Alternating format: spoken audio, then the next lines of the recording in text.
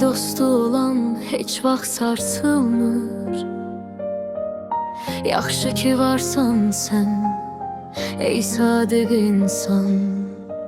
Sənin tək dostluğun əvəzi olmur.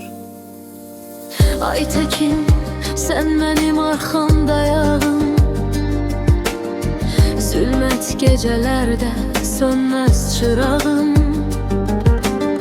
Dünya dəyişsə də, illər ötsə də, sən dəyişməyən əziz qonağım. Hər çətin anımda yanımda oldun. Kədərli anımda təsəllim oldun. Bu səmimi nəğməm sənə hədiyyə.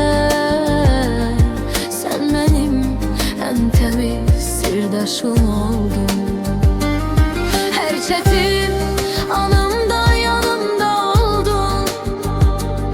Kədərli anımda təsəllim oldun. Bu səmimi nəğməm sənə hədiyyə. Sən mənim ən təmiz sirdaşım oldun.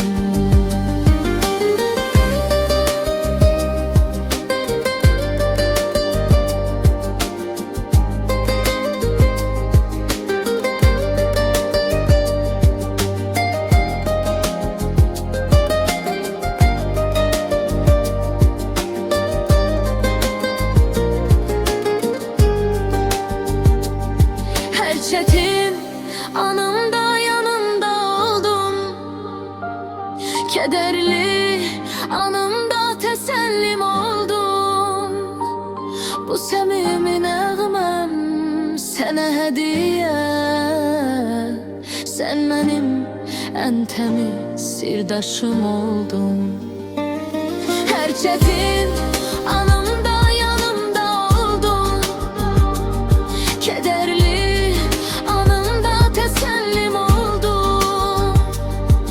səmimi nəğməm sənə hədiyyə. Sən mənim ən təmiz sirdaşım oldun. Sən mənim ən təmiz sirdaşım oldun.